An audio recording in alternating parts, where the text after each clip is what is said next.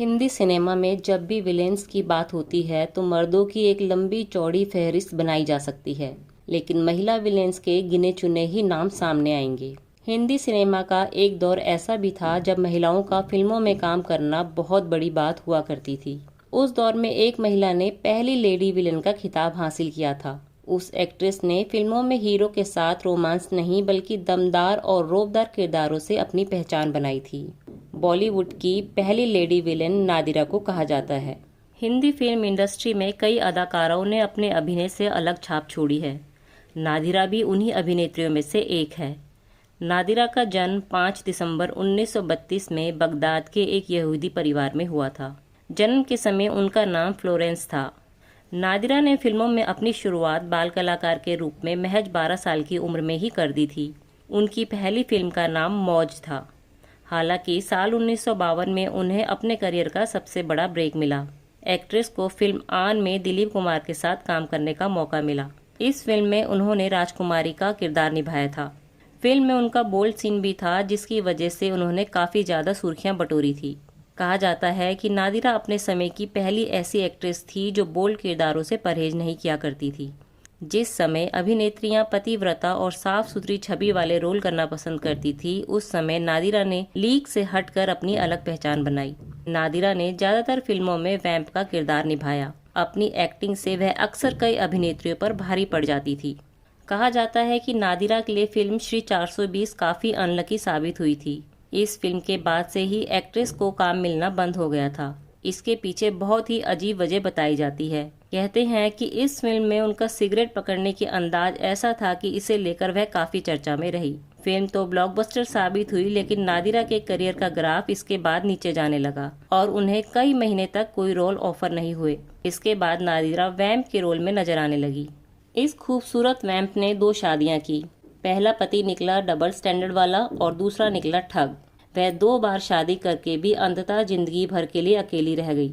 नादिरा ने श्री 420 की इमेज से उबरने के लिए फिल्मों से एक छोटा सा ब्रेक लिया था।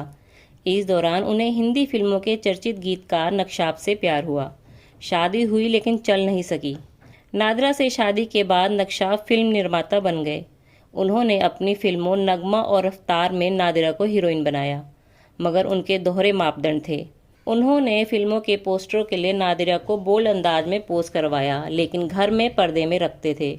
हद तो तब हो गई जब नक्शाब ने इंडस्ट्री में कहना शुरू कर दिया कि उन्होंने नादिरा से शादी नहीं की। जैसे ही नादिरा को पता चला, उन्होंने तुरंत नक्शाब का घर छोड़ दिया।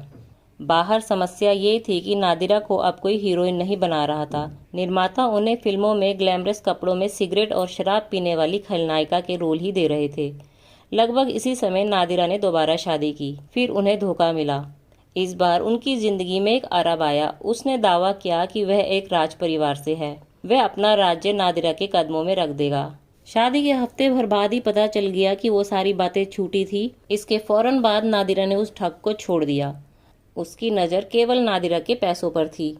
बॉलीवुड की दुनिया में अपनी कामयाबी के बाद हाथ में सिगार और रौबदार चेहरे वाली नादिरा का मध्य प्रदेश से भी नाता जुड़ गया था। वह भले ही यहाँ की नहीं थी, लेकिन यहाँ के प्राकृतिक नज़ारों ने उनका मन मोह लिया था। उनके स्टाइलिश अंदाज के कारण हर कोई उनका दीवाना था। न केवल रियल लाइफ में बल्कि रियल लाइफ में भी उन्हें रॉयल लाइफस्टाइल ही पसंद था। इसका अंदाजा इसी बात से लगाया जा सकता है कि उस दौर में वह पहली ऐसी एक्ट्रेस थी जिन्होंने रोल्स रॉयस खरीदी थी। दरअसल नादिरा अपनी पहली अपकमिंग मूवी आन की शूटिंग के लिए मध्य प्रदेश आई थी।